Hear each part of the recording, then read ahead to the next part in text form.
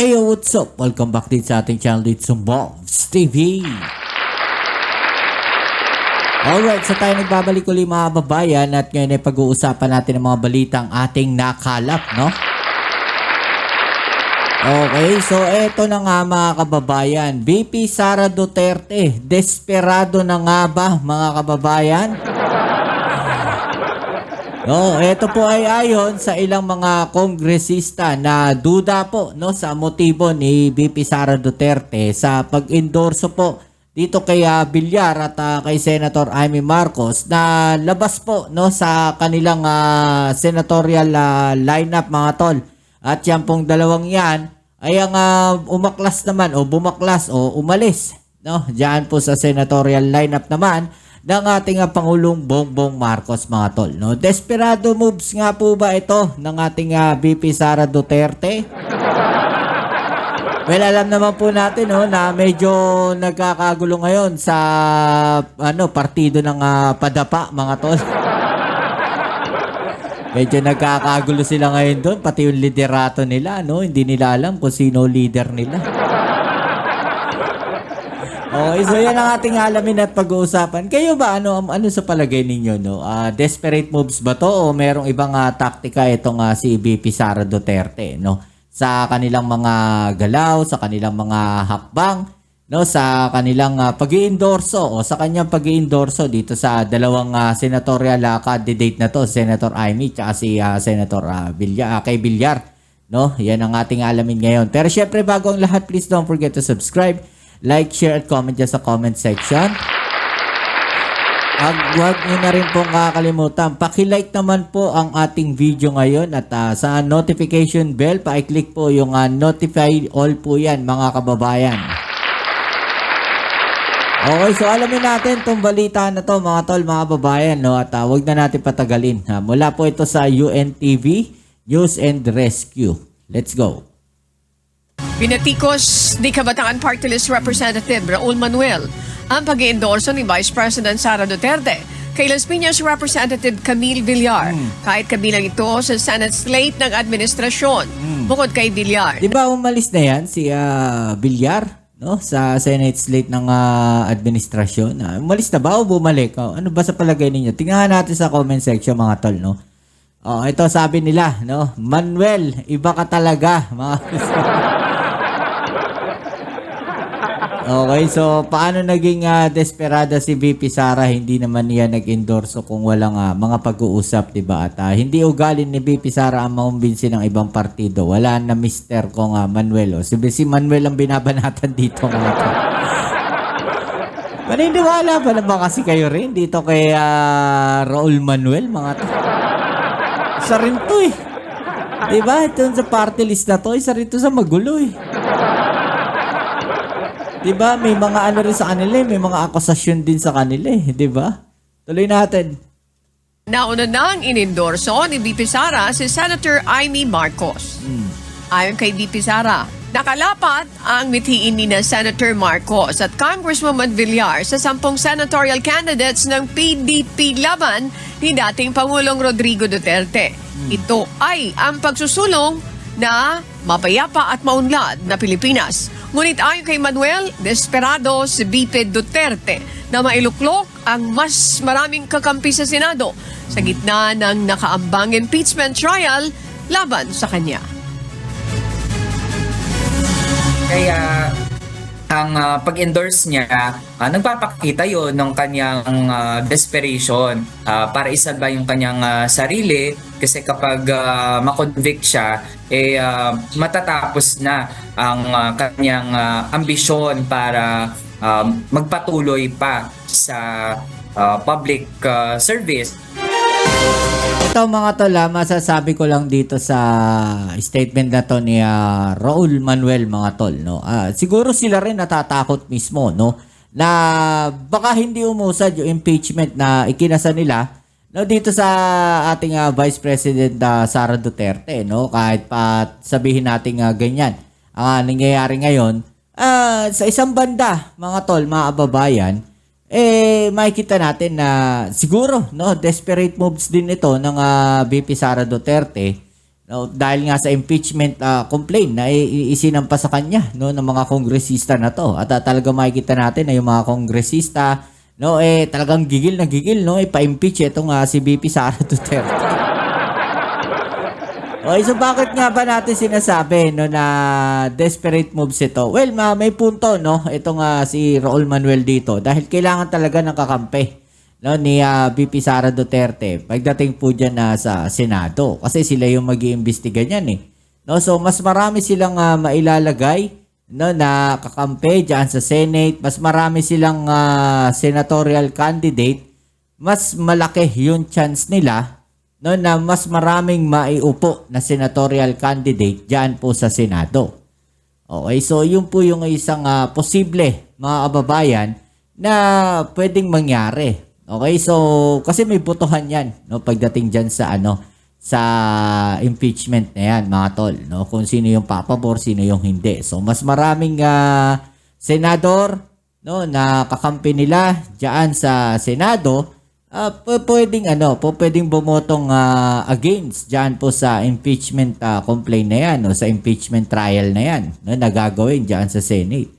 Diba? Kahit pasabihin natin, mga kababayan, na majority, no, ng mga congressman gusto siyang ipa-impeach. Pero kung mas maraming kakampi sa Senado, etong si VP Sara Duterte, posible po, no, na hindi matuloy yung impeachment na yan o hindi mangyari yung impeachment na pinaplano na itong nila Raul Manuel.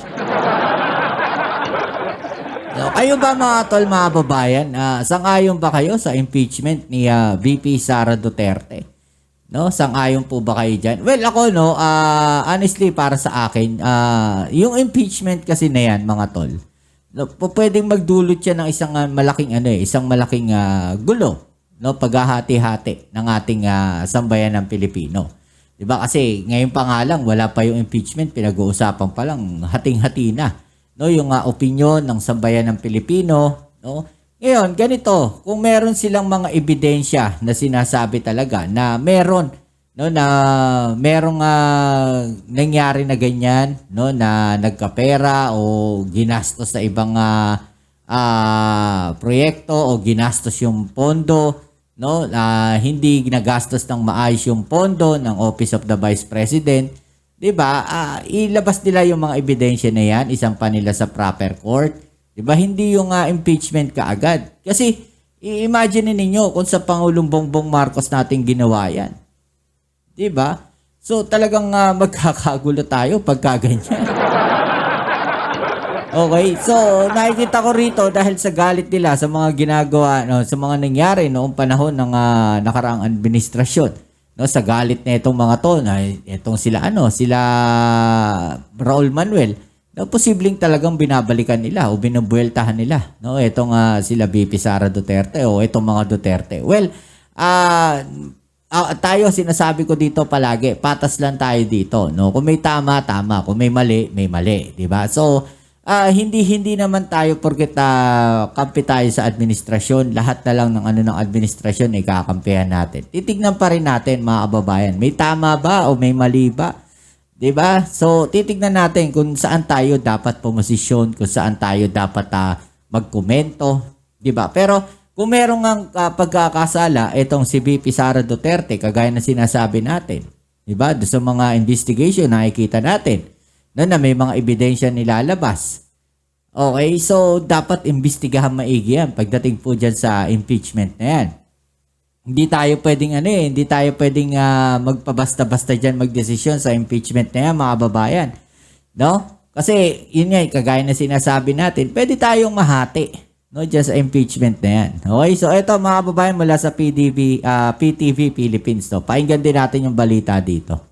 Naniniwala si Kabataan Party List Representative Raul Manuel na desperado na umano si Vice President Sara Duterte na maisalba ang kanyang sarili, kaya't sunod-sunod ang kanyang pag-endorso ng mga kandidato sa pagkasenador sa maisalba yung kanyang sarili po sa impeachment complaint, di ba? Hatol ng Bayan 2025. Ayon kay Manuel, ngayong inaabangan na ang impeachment trial, tila nag-iipon na umano ng kaalyado sa Senado ang Vice Presidente. Pwede yun, posibleng ganun, no, yung motibo. Kung yun man ang motibo dyan, mga babayan, well, yun talaga ang kailangan gawin, no, ng Vice President Sara Duterte o ni VP Sara Duterte. No, yung mag-ipon ng mga kaalyado diyan sa Senado para hindi mag-push through, no, yung impeachment case laban sa kanya. 'Di ba? Pero kung may mga ebidensya nga na sinasabi, no, ilalabas nila. Kailangan solido yung ebidensya na yan kung talagang gusto niyo ma-impeach. No, ito nga si VP Sara Duterte. Pero dapat maging handa rin kayo, no, doon sa mga posibleng mangyari. 'Di ba? Yung posibilidad, no, na mangyayari pagka na-impeach, no, ito nga si VP Sara Duterte. 'Di ba? Hindi tayo sinasabi lang natin yung realidad at yung pwedeng mangyari, yung posibleng mangyari pag na-impeach si VP Sara Duterte, 'di ba? Unang-una, nakakulong na sa ICC at gumugulong po ang kaso ni Tatay Digong. 'Di ba? So ngayon, kung i-impeach niyo to si VP Sara Duterte, well, hindi natin alam, hindi natin makokontrol yung yung mga sambayan ng Pilipino. Kaya ba nila Raul Manuel kontrolin yung mga 'yan? Ha? Kaya ba nila na kontrolin yung galit ng mga Pilipino? Hindi. Alam nyo bakit? Ibabatuli nila yan sa gobyerno. No? Sisisihin nila yung gobyerno. O hindi nyo kayang kontrolin ang sambayan ng Pilipino. Ganito, ganyan. No? So, after ni VP Sara, si President Bongbong Marcos naman ang kanilang bibirahin dyan. Maniwala kayo. Sabi ko sa inyo, no? After ni VP Sara, si Pangulong Bongbong Marcos naman ang bibirahin nila dyan. At the same time, ito makaka-apekto rin to sa ating Pangulong Bongbong Marcos. Bakit kamo? Sasabihin na naman sa kabilang parlor na may pakananan ay si Pangulong Bongbong Marcos. Oh. Diba? So walang kawala yung Pangulo natin dyan sa impeachment na yan. Baga, it's a trap, mga tol, mga babayan. No? Ano yan parang dead end dyan sa ating Pangulong Bongbong Marcos pag natuloy ang impeachment na yan. Or pag na-impeach si VP Sara Duterte. Dead end yan, mga tol. O, sinasabi ko sa inyo. Kaya kailangan mag-ingat sila dyan sa impeachment na yan. Ang mga senador kasi ang uupong judge sa impeachment court at sila rin ang magpapasya kung mako-convict o ma-acquit si Duterte. Diba? Yun yung sinasabi natin. No? Kailangan marami silang kakampi dyan sa Senado para yung conviction, no, it's either pro or against, no, na ma-impeach si VP Sara Duterte. Kaya yun yung sinasabi dito na sinasabi nila na etong si VP Sara Duterte, mga tol, mga kababayan, ay desperado na, no, na makakuha o maakalap ng marami pang senador. Well, kunin niya lahat ng mga tumatakbo, pati yung mga tumatakbong solo lang diyan.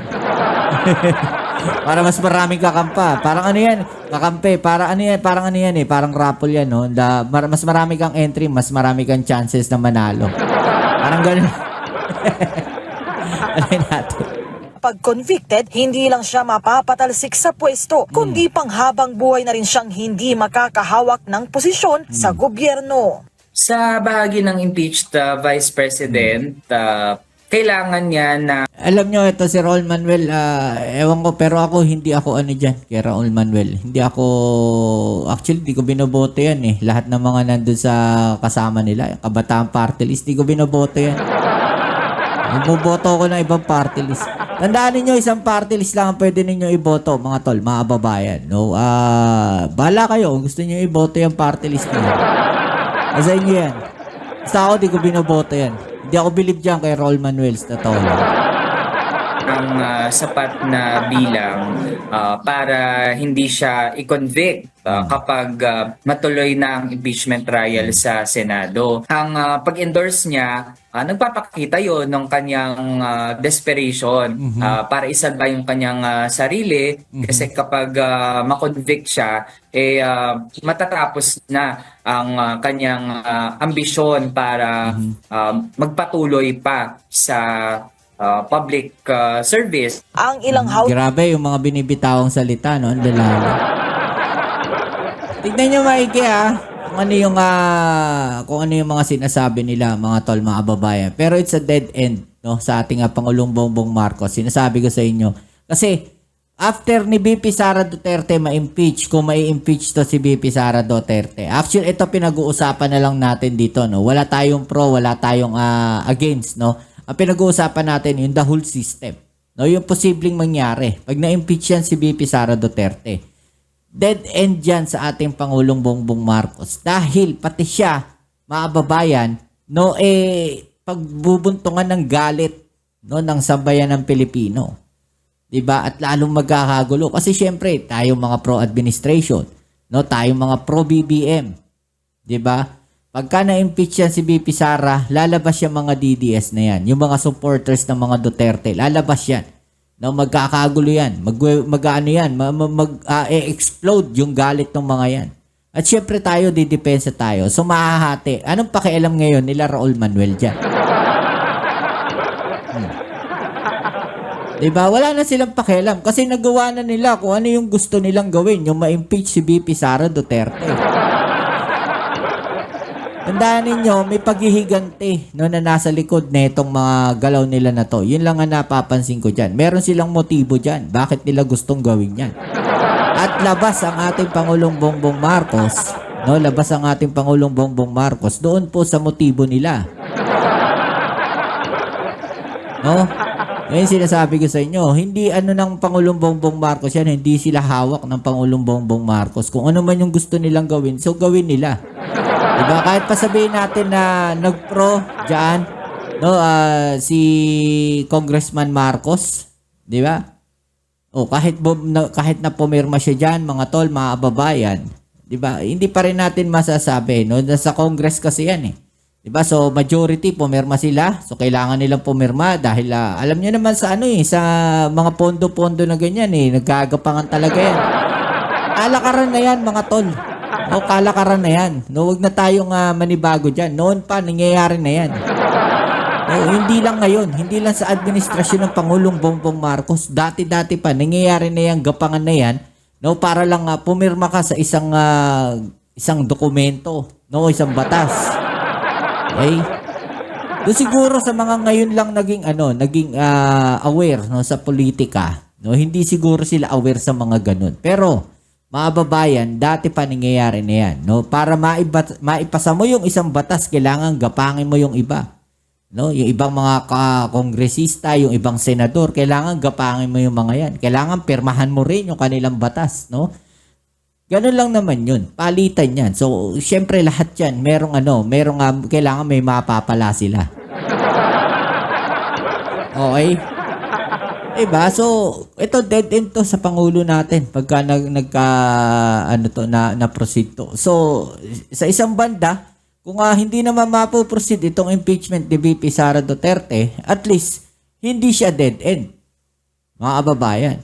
No, hindi siya dead end. At kailangan mag-stand yung ating Pangulong Bongbong Marcos na mabantayan, no, yung konstitusyon. Diba?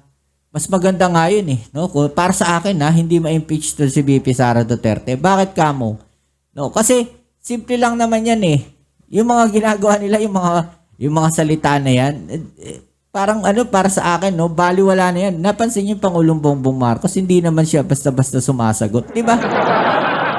Nagpapalala lang ng sitwasyon kasi talaga yung mga supporters ng mga Duterte, yung mga DDS na yan.